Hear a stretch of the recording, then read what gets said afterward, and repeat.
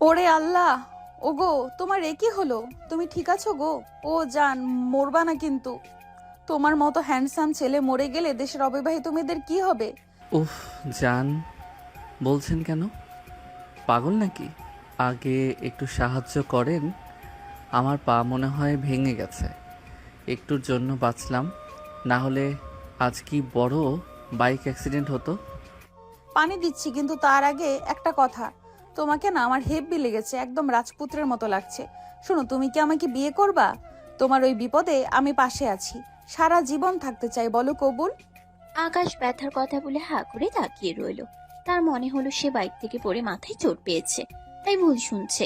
পাগল নাকি আপনি? কে আপনি? এখানে আমার মরার অবস্থা, ব্যথায় পা নড়াতে পারছি না, আর আপনি চেনা নাই জানা নাই সাহায্য করতে এসে বিয়ের প্রস্তাব দিচ্ছেন। মস্করা করার জায়গা পান না?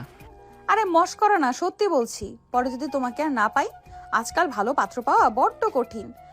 একবার যখন সামনে পেয়েছি, অফারটা দিয়েই দিলাম। রাজি হয়ে যাও না প্লিজ, দেখবা আমি খুব ভালো রান্না পারি। যত সব পাগলের পাল্লায় পড়লাম। এইটুকু বয়স, কলেজের গণ্ডি পার হয়েছেন কিনা সন্দেহ, তার আবার বিয়ে করার শখ। যত সব ছ্যাঁচড়ামি। সরেন তো রাস্তা থেকে, নিজের চরকায় তেল দেন গিয়ে। এই হচ্ছে আহানা চৌধুরী। কলেজে প্রথম বর্ষে পড়ে, কিন্তু তার ধ্যান জ্ঞান কেবল একটা জিনিসের উপর, সেটা হলো বিয়ে। পাড়ার ঘটক থেকে শুরু করে নিজের বড় বোন, এমনকি বান্ধবীর বড় ভাই, কাউকেই সে ছাড়ে না বিয়ের কথা বলতে। তার একটাই কথা। মা, আমার কি বয়স হচ্ছে না?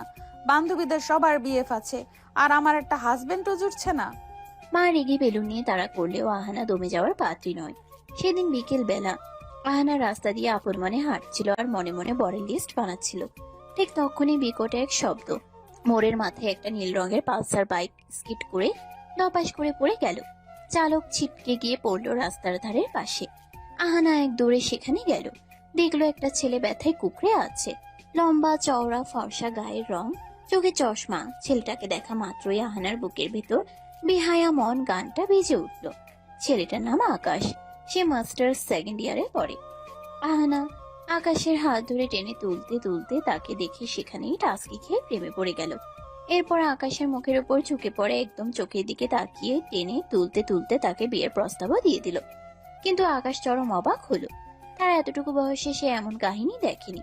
পাগলের পাল্লায় পড়েছে ভেবে সেখান থেকে পালানোর জন্য আকাশ খুঁড়িয়ে খুঁড়িয়ে বাইকটা তুলে কোনো মতে স্টার্ট দিয়ে চলে গেল। আহানা পেছনে দাঁড়িয়ে হাত নাড়তে নাড়তে চিৎকার করে বলল, নামটা তো বলে গেলে না স্বামী সাহেব। তবে চিন্তা নাই, খুঁজে বের করবই। আহানা বাসায় ফিরেই মাকে জড়িয়ে ধরলো। মা তখন রান্নাঘরে পিঠা বানাচ্ছিলেন। মা, ও মা, আজ তো আমি আমার রাজপুত্রকে দেখে ফেলেছি। মা গো, ও যখন বাইক থেকে পড়লো, তখন মনে হলো আমার কলিজাটা খসে পড়লো।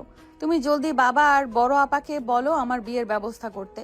ওই ছেলেটা ছাড়া আমি আর কাউকে বিয়ে করব না। এই মেয়ে, তোর লজ্জা শরম নেই? সারাদিন বিয়ে বিয়ে করে মাথা খেয়ে ফেলি, পড়াশোনার নাম নেই, খালি জামাই জামাই জামাই চাই। যা এখান থেকে, নইলে এই খুন্তি ছ্যাঁকা তোর পিঠে দেবো। তোমরা কেউ আমাকে বোঝো না। বড় আবার বিয়ে দিলা, আর আমার বেলায় খালি ঝাড়ি। আচ্ছা ঠিক আছে, আমি আমার বান্ধবীর সাহায্য নেব, কিন্তু বিয়ে আমি করবই বলে দিলাম। আহানা রুমে গিয়ে দরজা বন্ধ করে তার প্রিয় বান্ধবী আসমাকে কল দিল। আসমা হলো আকাশের ছোট বোন, কিন্তু আহানা সেটা এখনো জানে না। কিরে বিয়ে পাগল, খবর কি? আজ আবার কার প্রেমে পড়লি? আসমা, বিশ্বাস কর, আজ আমি এক হিরোকে দেখেছি। উফ, কি তার চাউনি! আমি তো তাকে ডিরেক্ট বিয়ের প্রস্তাব দিয়ে দিছি, কিন্তু ছেলেটা বড্ড রাগী, আমাকে ঝাড়ি দিয়ে চলে গেছে। যাই হোক, তুই একটা কাজ কর না, আমার জন্য একটা পাত্র খুঁজে দে না। তোর বাবা মাকে বল আমাকে পুত্রবধূ করে নিতে। তোর তো এক বড় ভাই আছে না, দেখ ও আমাকে পছন্দ করে কিনা। আমার না, তুই না সত্যি একটা পাগল। আমার ভাই তোকে দেখলে হার্ট অ্যাটাক করবে। সে বড্ড গম্ভীর মানুষ, সারাদিন বই নিয়ে থাকে। তোকে তো সে আস্ত চিবি খাবে। তোর মতন চটপটে মেয়ের জন্য কি আমার ভাই সাজে? সাজবে না মানে? আমি একবার যাকে টার্গেট করি তাকে ছাড়ি না।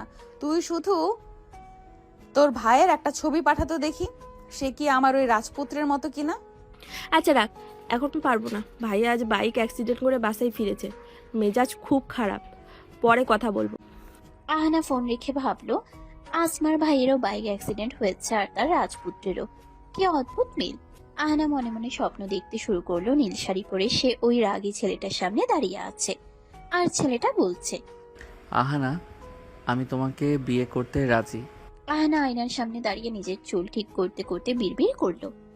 রাগে ছেলেদের মানাতে আমার বেশি সময় লাগে না, শুধু একবার সামনে পাই তারপর দেখাচ্ছি বিয়ে কারে বলে। আহানা চৌধুরীর মনের ভেতর এখন কেবল নীল রঙের পালসার বাইক আর সেই রক্তাক্ত রাজপুত্র রাগী চাহনি ঘুরপাক খাচ্ছে। মাস্টার্স পড়ুয়া সে গম্ভীর ছেলেটার একটা ধমক যেন আহানার কানে বাসর রাতে সানাইয়ের মতো বাজছে। রাত তখন 2টা, সারা শহর ঘুমে বিভোর, কিন্তু আহানার চোখে ঘুম নেই। সে বিছানায় এপাশ ওপাশ করছে আর দেয়ালের দিকে তাকিয়ে ভাবছে। ইস, ছেলেটা যখন ব্যথায় কপাল কুঁচকে ছিল তখন তাকে যা হট লাগছিল না। নামটা জানা হলো না গো স্বামী সাহেব, তবে তোমার ওই ব্যান্ডেজ করা হাত পা যদি আমি একটু টিপে দিতে পারতাম তবেই হতো আসল রোম্যান্স। আহানা কল্পনায় দেখছে সে নীল শাড়ি পরে ওই ছেলেটার সামনে দাঁড়িয়ে আছে আর ছেলেটার রাগী গলায় বলছে। এই মেয়ে, এত সাজ কেন? আমার মাথা নষ্ট করার ইচ্ছে নাকি? আহানা হাসতে হাসতে বালিশ কামড়ে ধরলো। পরদিন সকালে আহানা ঘুম থেকে উঠেই সোজা দাদির ঘরে। দাদি তখন পান সাজাচ্ছিলেন। আহানা গিয়ে দাদির ঘাড়ে চুলে পড়ল। দাদি গো, তোমার নাতনি তো শেষ। একটা সিংহ মার্কা ছেলে দেখে কাল থেকে আমার কলিজা ধকপক ধকপক করছে। তুমি দাদাজানকে একটু বলো না আমার বিয়েটা দিয়ে দিতে। ওরে আমার কচি খুকি, তোর তো কলিজা না, তোর তো বিয়ার ইঞ্জির স্টার্ট হইছে। তা পাত্র কি তরে দেখা কবুল বলছে? আরে না দাদি, ও তো পুরাই রাগী, আমাকে ফালতু বলে চলে গেল।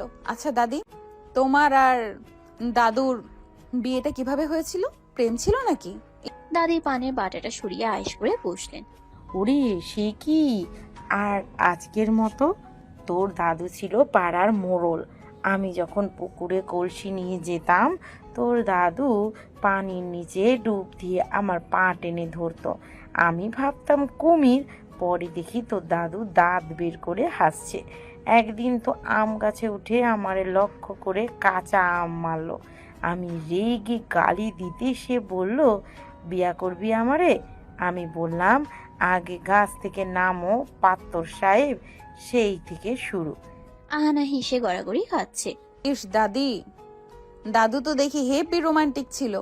আমার পাত্রটা তো বাইক থেকে পড়ে গেছে, আমি কি এখন ওর পা টেনে ধরবো? এমন সময় আহানার মা ঘরে ঢুকলেন। এই বুড়ি, নিজের পচা প্রেমের গল্প বলে মেয়েটার মাথা একদম চিবিয়ে খাচ্ছ। আহানা, কলেজে যাচ্ছিস না? যা রেডি হ। সারাদিন বিয়ে বিয়ে করে পড়া মাথায় করছিস। দাদি ফিস ফিস করে বললেন। যা দাদু, তোর মা দেখলে বকবে। কলেজ যা, পাত্তর খুঁজতে থাক। আহানা গান গাইতে গাইতে রুমে চলে গেল।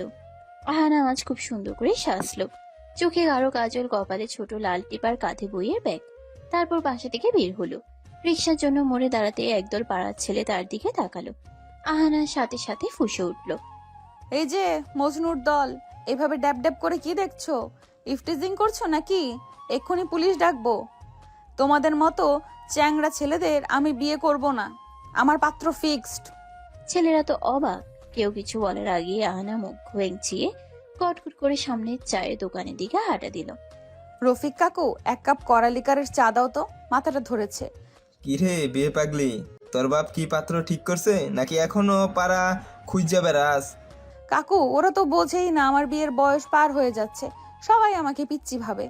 কাকু আহানাকে কাছে ডেকে কানে কানে একটা বুদ্ধি দিলেন। আহানা সেটা শুনে খিলখিল করে হেসে উঠল। কাকু, এই বুদ্ধিটা সেরা, এবার তো পাত্তর ধরা দেবেই। আহানা আসমাকে কল দিতে আসমা জানালো সে তার নতুন অডি গাড়ি নিয়ে আসছে আহানাকে নিতে। আসমার বাবা অনেক বড় লোক, তাই তার চাল চলনই আলাদা।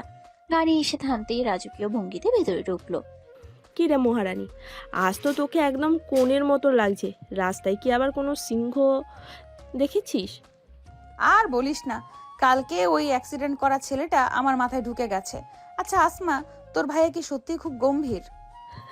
আরে ভাইয়া তো তিতা করলার চেয়েও বেশি গম্ভীর।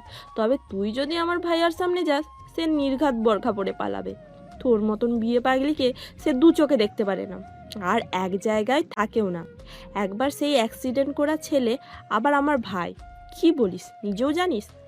একটার পিছু লেগে থাক, এতগুলো হাতারে একটাও পাবি না। গাড়িটা বড় একটা শপিং মলের সামনে দিয়ে যাচ্ছিল।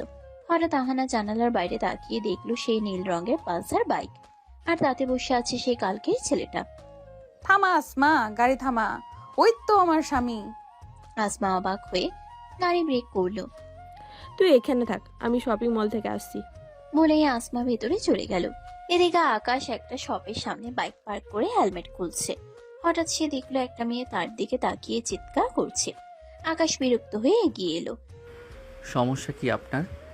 শপিং মলের সামনে চিৎকার করছেন কেন? পাগল নাকি? আরে তুমি তুমি আজ নীল শার্ট পরেছো? ইস, তোমাকে যে কি সেক্সি লাগছে না। শোনো, তুমি কি আমাকে কালকের জন্য মাফ করবা, নাকি আজই কাজে অফিসে যাবা? ও মাই গড, আপনি কালকে সেই পিচ্ছি মেয়েটা, মাস্টার্স করা একটা ছেলেকে আপনি বিয়ে বিয়ে করে পাগল বানাচ্ছেন? আপনার লজ্জা বলতে কিছু নেই? আকাশের নজর হঠাৎ পাশে থাকা আসমার গাড়ি দিকে গেল। আরে, এটা তো আমাদের বাড়ির গাড়ি। আপনি এখানে কি করছেন? আপনি কি গাড়িটা চুরি করেছেন?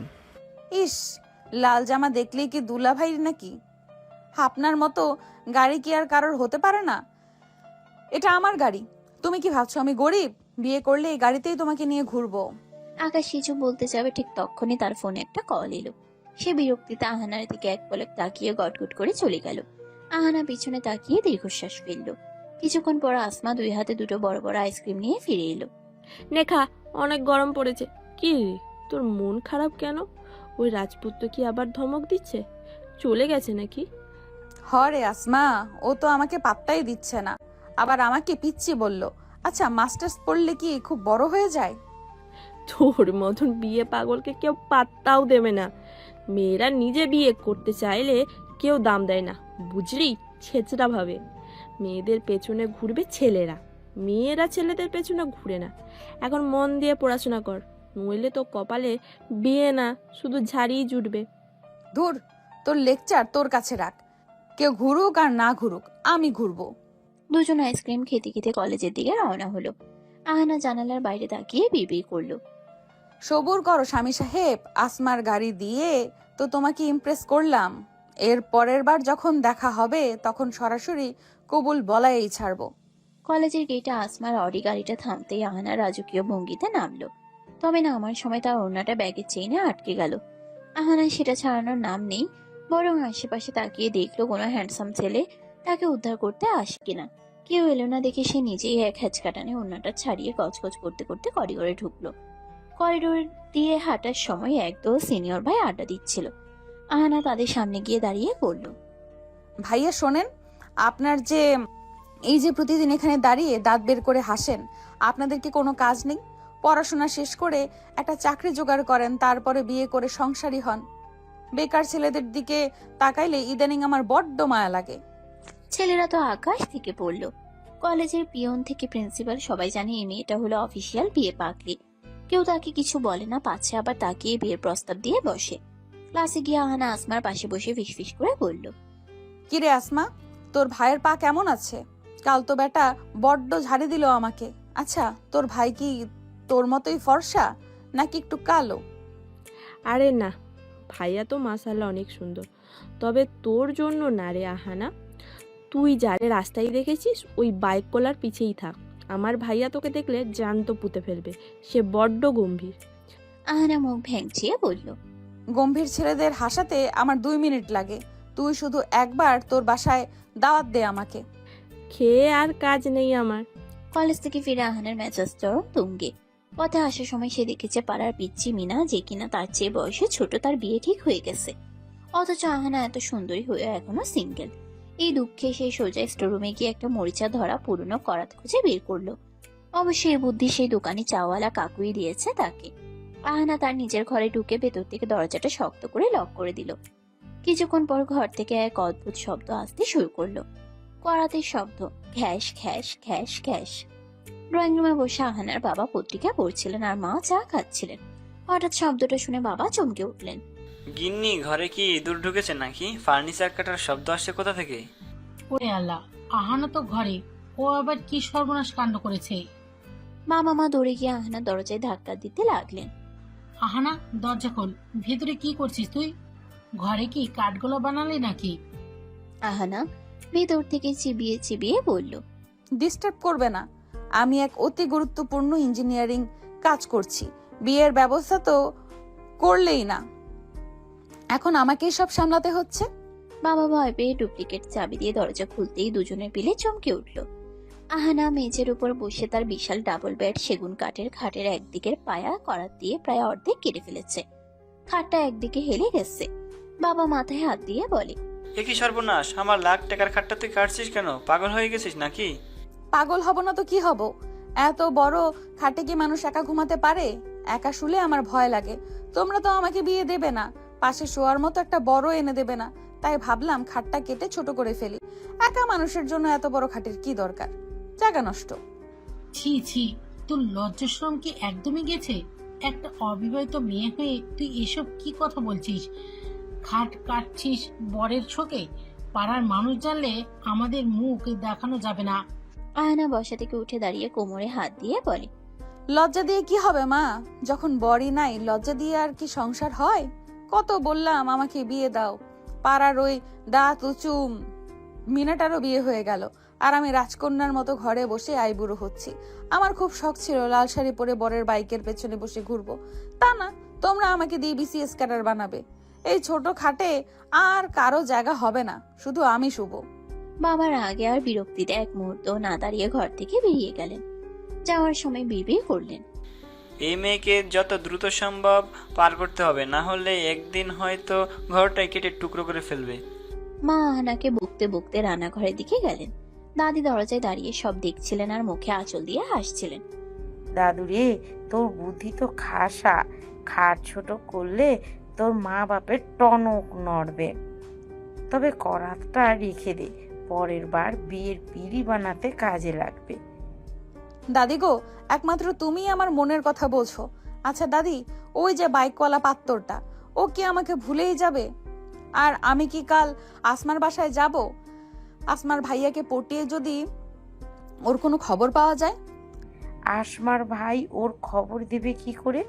আরে আসমার ভাইও বাইকার, বাইকাররা তো বাইকারদের খবর জানবেই। বেশি সাজিস না। আসমার ভাই যদি আবার তোকে পছন্দ করে ফেলে, তবে তো ওই বাইকওয়ালা পাত্তরের কি হবে?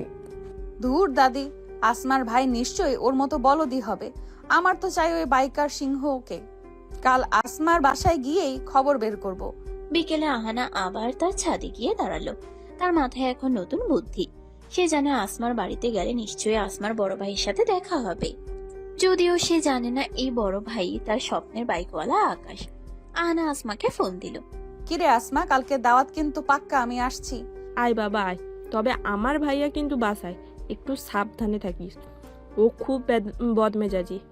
আরে সমস্যা নেই, তোর ভাইয়াকে আমি আমার আলু ভর্তার গল্প শোনাবো, দেখবি ও আমাকে বোন হিসেবে খুব পছন্দ করবে। তারপর আমি ওকে দিয়ে ওই বাইকওয়ালা ছেলেটার খোঁজ বের করব। সিরিয়াসলি? আলু ভর্তা? তুই পাগল নাকি?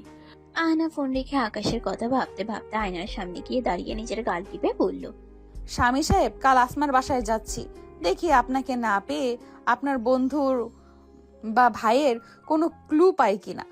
আপনাকে আমি বিয়ের পিড়িতে বসাবই ইনশাল্লাহ। আহানা জানতো না সে কাল যার বাড়িতে যাচ্ছে সেখানেই তার অ্যাক্সিডেন্ট করা পাওর ব্যান্ডেজ বেঁধে বসে আছে তার জন্য এক বালতি ঝাড়ি নিয়ে। পরদিন আজকের সকালটা আহানার কাছে অন্যরকম। আকাশটা যেন একটু বেশিই নীল, আর বাতাসের গন্ধে কেমন যেন বাসর ঘরে রজনীগন্ধার ঘ্রাণ পাওয়া যাচ্ছে। আহানা আজ ভোর 5টায় ঘুম থেকে উঠেছে।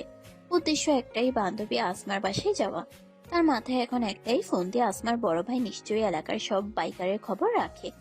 ওই বাইকওয়ালা সিংহটার খোঁজ সে বের করবেই। আহানা আয়নার সামনে দাঁড়িয়ে প্রায় 2 ঘন্টা ধরে সাজলো।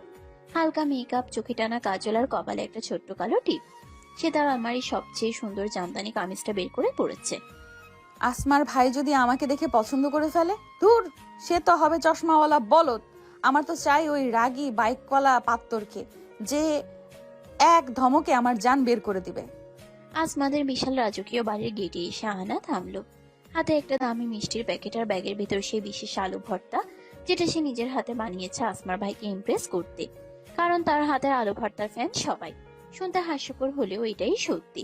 গেটে ঢুকার সময় দারোয়ান তাকে আটকাতে গেল। এই যে চাচা, পথ ছাড়েন। আমি এই বাড়ির হবু, মানে বান্ধবীর বান্ধবী। হ্যাঁ, বেশি কথা বললে আপনার নামে বড় সাহেবের কাছে নালিশ দেব। বেচারা দারোয়ান ভয়ে রাস্তা ছেড়ে দিল। আহানা রাজকীয় ভঙ্গিতে ড্রয়িং রুমে ঢুকলো। আসমা তখন সোফায় বসে ফোন টিপছিল। আহানাকে দেখে সে হা করে তাকিয়ে রইল। ওরে বাবারে, তুই কি আজ কবুল বলতে আসছিস নাকি? এত সার্চ কেন? আসমা, তোর ভাইকে দেখবো তো, তাই একটু ডেকোরেশন করলাম। তোর ভাই কই? ডাক দে তো দেখি, আমার সাথে পরিচয় করিয়ে দে। আমি ওনার জন্য নিজের হাতে আলু ভর্তা এনেছি। আহানা জানতো না ড্রয়িং রুমে ঠিক পাশে লাইব্রেরি রুমে আকাশ বসে ল্যাপটপে কাজ করছিল। তার পায়ে ব্যান্ডেজ, মেজাজ তুঙ্গে। গতকালকে সে রাস্তার পাগল মেয়েটার কথা মনে পড়লেই তার রক্তচাপ বেড়ে যাচ্ছে। ঠিক তখনই আসমা চিৎকার করে ডাকলো। ভাইয়া, ও ভাইয়া, দেখো আমার জানের জান বান্ধবী আহানা এসেছে, তোমার সাথে পরিচয় করাই দিই, এসো। ও 1 নম্বরের বিয়ে পাগলি। আকাশ ল্যাপটপ বন্ধ করে ঘুরিয়ে ঘুরিয়ে ড্রয়িং রুমের দিকে আসতে লাগলো। আহানা তখন সোফায় বসে দুলছিল আর মনে মনে রিহার্সাল দিচ্ছিল। ভাইয়া, আপনার সাথে পরিচয় হয়ে ভালো লাগলো। আপনার কোনো বন্ধু কি নীল পালসার চালায়? আকাশ ড্রয়িং রুমে ঢুকতেই আহানা উঠে দাঁড়ালো। দুজনের চোখাচোখি হলো। 1 সেকেন্ড, 2 সেকেন্ড, 3 সেকেন্ড। ওরে আমার কপাল! ওগো, তুমি এখানে কেন? তুমি কি আমার পিছু পিছু এখানেও চলে আসছো? আসমা, এই যে সেই সিংহ, এই তো আমার সেই স্বামী। হোয়াট দ্য, আপনি এখানে কি করছেন? আসমা, এই পাগল মেয়েটা কি তোর বান্ধবী? ও মাই গড, আমার কপাল তো একদম পোড়া। আহানা খুশিতে আত্মহারা হয়ে আকাশের দিকে 1 কদম এগিয়ে গেল। আসমা, এই তোর ভাই? ওরে আল্লাহ, এ তো দেখি মেঘনা চাইতেই বৃষ্টি। আমি যাকে খুঁজতেছি সে তো তোর ঘরে ব্যান্ডেজ বেঁধে বসে আছে। ওগো স্বামী সাহেব, তুমি কাল বললে না কেন যে তুমি আসমার ভাই? আমি তো কালই তোমার সাথে চলে আসতাম। Stop it, just shut up. Asma, তুই এই মেয়েকে এখনই বিদায় কর। পরশু রাস্তায় আমাকে অ্যাক্সিডেন্ট অবস্থায় পেয়ে বিয়ের প্রস্তাব দিচ্ছে। গতকাল শপিং মলের সামনে টিচ করেছে, আজ বাসায় এসে হাজির। তাই তো বলি, গাড়িটা চেনা চেনা কেন লেগেছে? তুই কি কোনো মানসিক হাসপাতাল থেকে একে ধরে আনছিস? ভাইয়া, তুই কি এই আহানার কথাই বলেছিলি যে রাস্তায় তোকে ছেঁচড়ামি করেছে? ওরে আল্লাহ, আমি তো জানতামই না তোরা অলরেডি পরিচিতি। আহানা মোটেও দমে যাওয়ার পাত্রী নয়। সে তার ব্যাগের ভেতর থেকে বাটি বের করে আকাশের সামনে ধরলো। ওগো, রাগ করো না তো। এই দেখো, তোমার জন্য নিজের হাতে আলু ভর্তা বানিয়ে আনছি। খাও তো দেখি। খেলে দেখবা মাথা একদম ঠান্ডা হয়ে গেছে। রাগলে তোমাকে একদম কার্টুনের মতো লাগে, কিন্তু এখন মনে হচ্ছে তুমি আমার সত্যিকারের বরের মতো রাগ করছো। কি চাওনি? উফ, আমি তো ফিদা। আকাশ বাটিটা একপাশে সরিয়ে দিয়ে বলল। আপনার আলু ভর্তা আপনি খান। আপনি কি জানেন আমি মাস্টার্স ফাইনাল ইয়ারের স্টুডেন্ট? আপনার মতো এইটুকু বাচ্চা মেয়েকে আমি বিয়ে করব? পড়াশোনা করেন গিয়ে, পুতুল খেলেন যত সব। বাচ্চা মানে কি?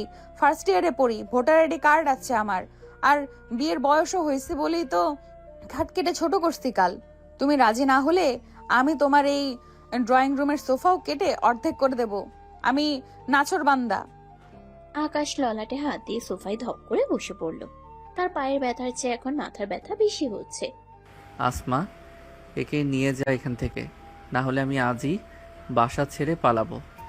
পালাবা কোথায়? আসমার বিয়ে হবে, তখন তো আমাকে বারবার আসতেই হবে। আর তুমি যেখানেই যাও আমি নীল শাড়ি পরে তোমার পিছে পিছে ঘুরবো, তোমার চশমার কাজ ঝাপসা করে দেব আমার ভালোবাসা দিয়ে। আহানা হঠাৎ আকাশের খুব কাছে গিয়ে ফিসফিস করে বলল। শোনো সাহেব, তুমি যতই বকা দাও, তোমার ওই রাগী চোখের মায়া আমি একবার ধরে ফেলেছি। তুমি আমাকে পাগল বলছো তো? ঠিক আছে, তোমার প্রেমে পাগল হয়ে আমি এ বাড়িতে বউ হয়েই ঢুকবো। তখন দেখবো তুমি বাইক নিয়ে কই পালাও। আকাশ আহানার চোখের দিকে তাকাতেই দেখলো সেখানে এক অদ্ভুত জেদ আর মায়া। মেয়েটা আসলেও পাগল, কিন্তু তার এই বেহায়া সাহস আকাশের ভেতরটা নাড়িয়ে দিল। বিয়ের শখ মিটিয়ে দেব আমি আপনার। কাল থেকে আমাদের বাড়িতে পা দিলে কিন্তু পুলিশ ডাকবো। ডাকো, পুলিশ এসে দেখবে আমরা বর বউ ঝগড়া করছি। তারা আমাদের কাজী অফিসে নিয়ে গিয়ে উল্টো বিয়ে দিয়ে দিবে। কাকু আমাকে এই বুদ্ধিই দিছে।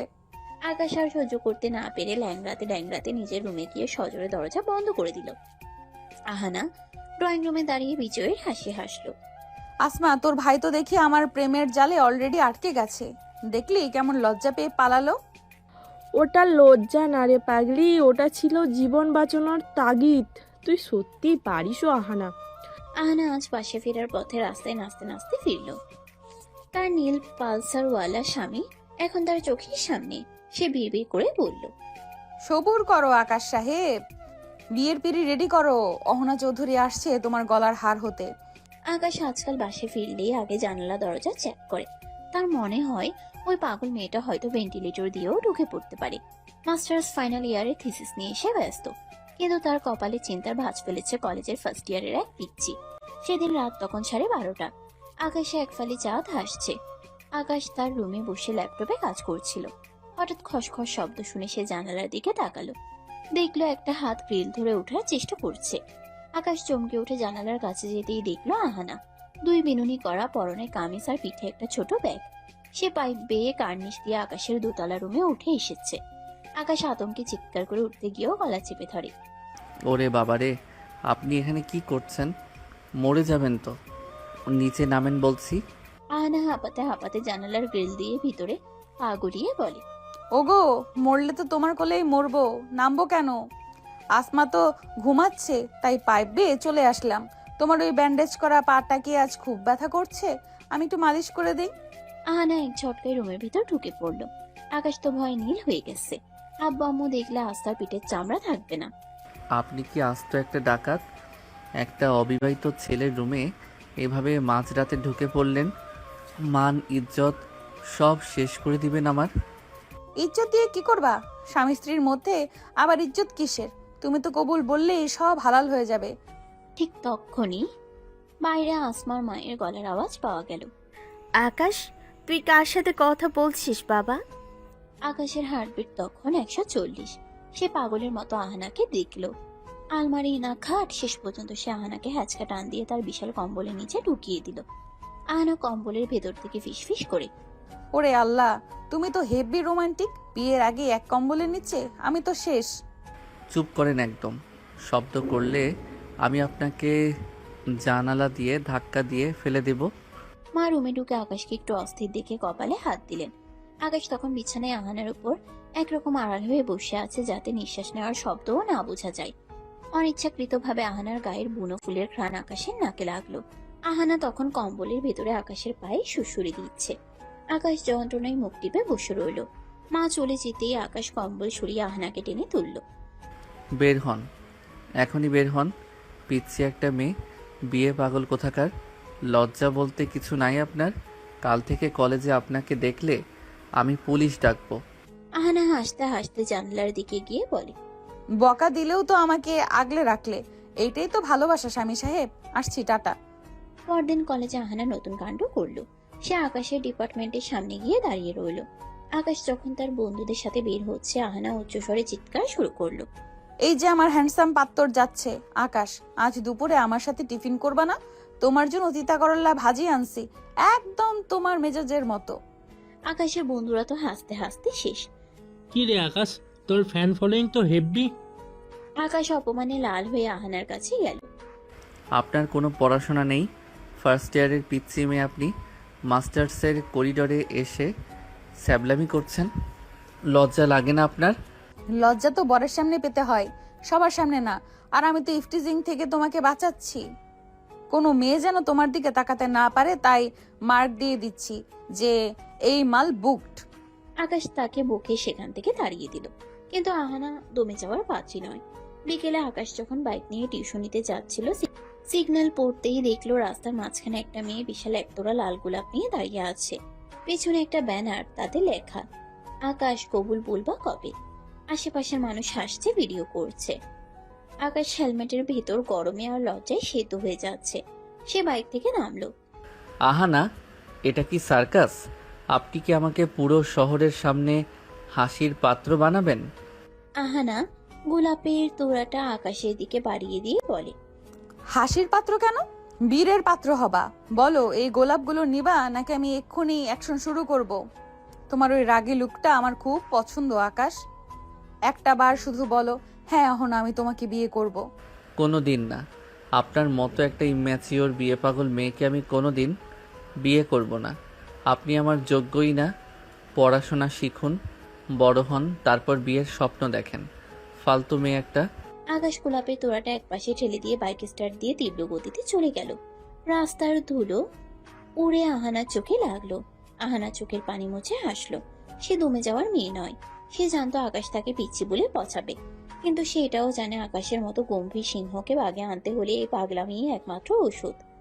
আহানা বিড়বিড় করলো, পচাও আকাশ সাহেব, যত পারো পচাও। যেদিন আমি লাল বেনারসি পরে তোমার ঘরে গিয়ে তোমার ওই নীল শার্টটা আয়রন করে দেব, সেদিন বুঝবা এই পিচ্চি মেয়েটা তোমার জীবনে কত বড় ভালোবাসা।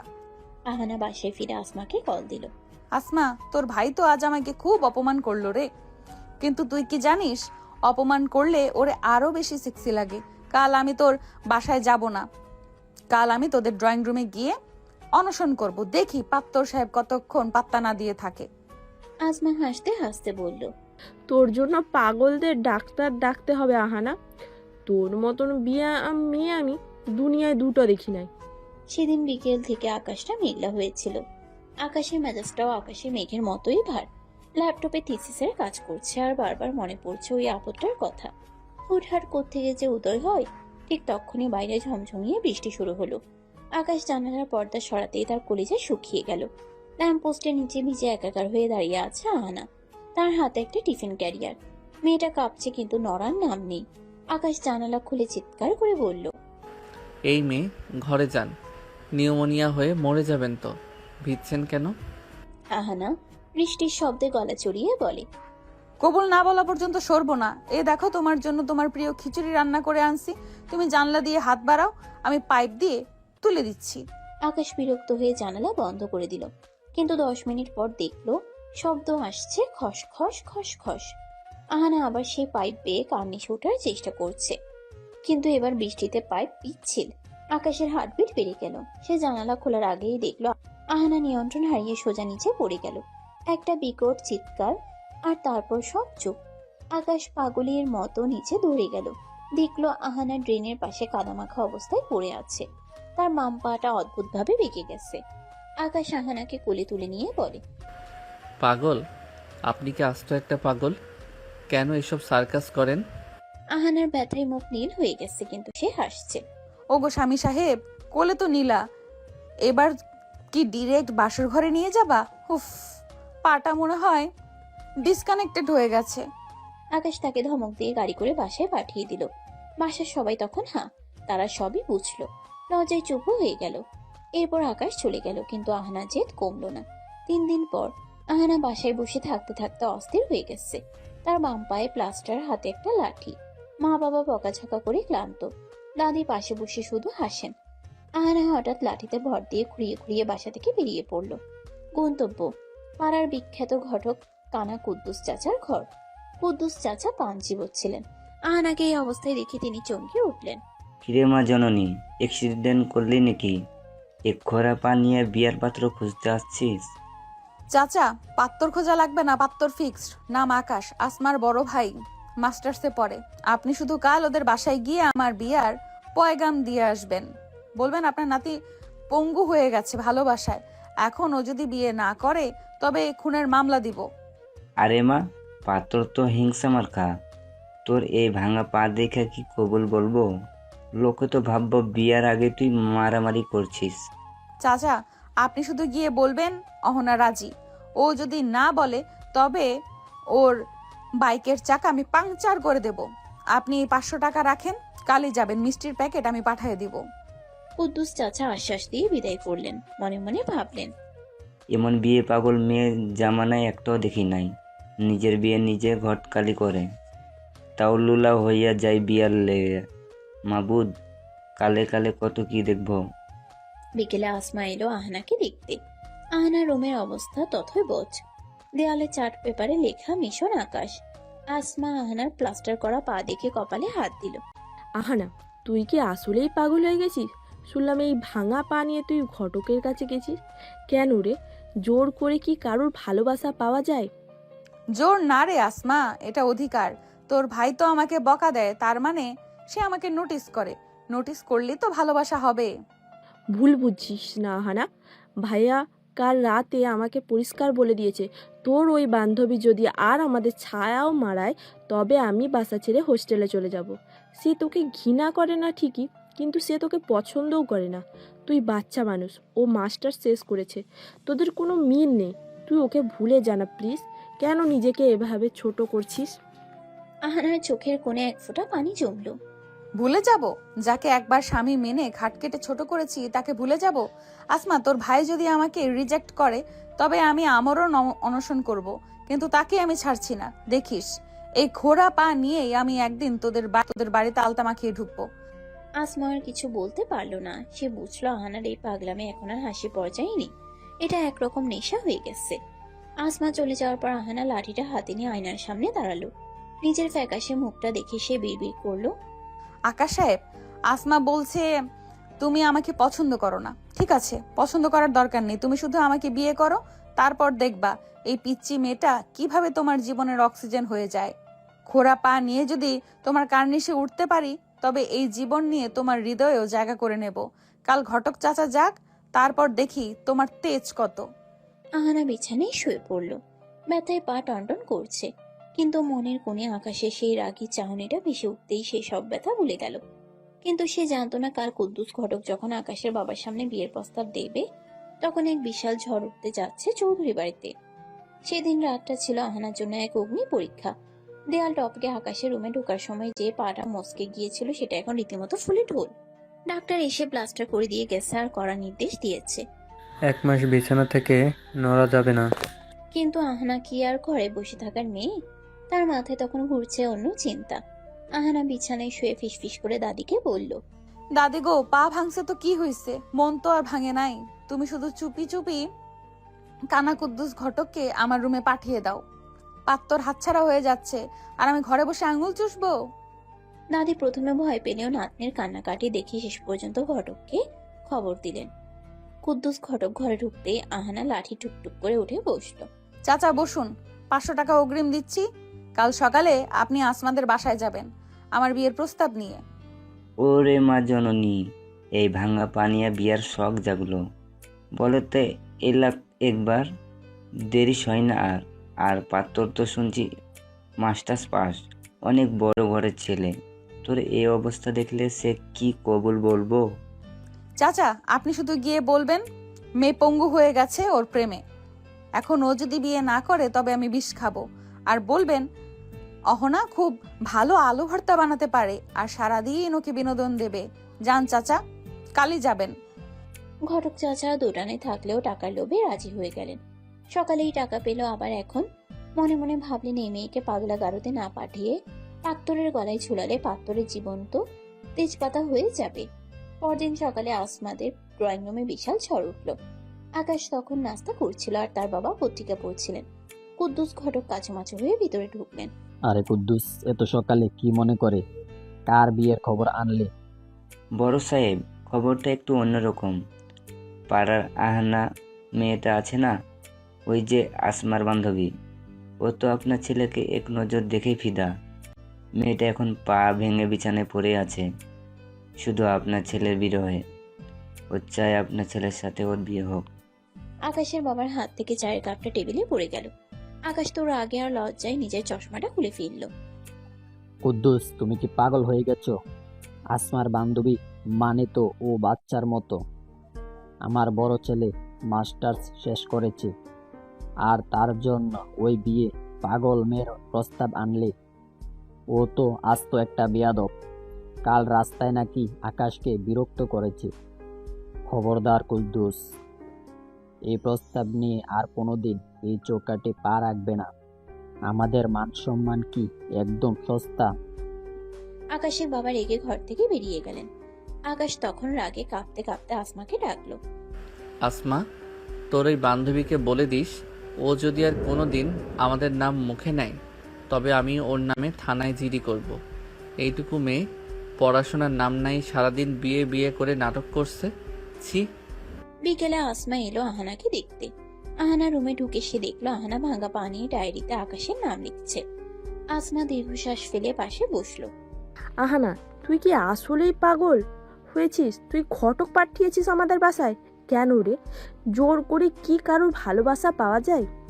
জোর না রে আসমা, আমি ওকে ভালোবাসি, তা ওনারা রাজি হয়েছে।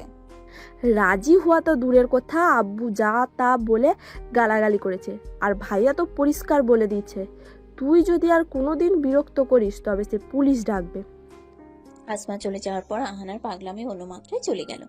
সে রাত 12টার দিকে ফোন হাতে নিল। আকাশের নাম্বার সে জোগাড় করেছে আসমার ফোন থেকে চুপি চুপি। সে আকাশকে সমানে মেসেজ দিতে শুরু করলো। মেসেজ দেখ। ও গো স্বামী সাহেব, ঘুম আসছো? আমি তো তোমার রাগী লুকটা মনে করে বালিশ কামড়ে ধরছি। আমার পাটা খুব ব্যথা করছে, তুমি কি একবার এসে একটু ফু দিয়ে দিবা? বাবা রাজি না হলে কি হয়েছে, আমরা দুজন মিলে পালিয়ে বিয়ে করব। ব্যাগ গুছিয়ে রাখো। আকাশ ল্যাপটপে কাজ করছিল, বারবার ফোনের নোটিফিকেশন দেখে সে মেজাজ হারিয়ে ফেললো। ফোনটা হাতে নিয়ে আহানার মেসেজগুলো পড়তেই তার পিত্তি জ্বলে উঠল। সে সাথে সাথে কল দিল আহানাকে। আপনার কি কাণ্ডজ্ঞান বলতে কিছু নেই? রাত 12টার সময় আমাকে মেসেজ দিয়ে ফাইজলামি করছেন। পড়াশোনা করেন গিয়ে, কেন আপনি আমার জীবনটাকে নরক বানাচ্ছেন? ওরে বাবা, তুমি ফোন দিচ্ছ? আমি তো খুশিতে এক্ষুনি নাচতাম, কিন্তু পাটা তো ভাঙা। শোনো না, তুমি রাগলে তো তোমার ভুরু দুটো কুচকে যায়, তখন তোমাকে যা সেক্সি লাগে না, আহারে। আপনি একটা অসুস্থ মেয়ে, আপনাকে পাগলা গারদে পাঠানো উচিত। এরপর যদি আপনি আমাকে একটা মেসেজও দেন তবে আমি আপনার বাসায় গিয়ে আপনার বাবাকে সব দেখাবো, মনে রাখবেন। আকাশ ফোনটা কেটে দিয়ে নাম্বার ব্লক করে দিল, কিন্তু আহানা দমে গেল না। সে অন্য একটা সিম কার্ড বের করে হাসলো। ব্লক করবা? করো সাহেব। এই অহনা চৌধুরী যতদিন বাঁচবে তোমার ফোনের মেমোরি আর হার্ড দুটোই ফুল করে রাখবে। আহানা আবার কল করলো, কিন্তু আকাশও বুঝে ফেললো, তাই সেই নাম্বারটাও ব্লক করে দিল।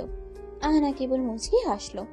সকাল 10টা, মাস্টার শেষ বর্ষের ভাইবা চলছে আকাশের।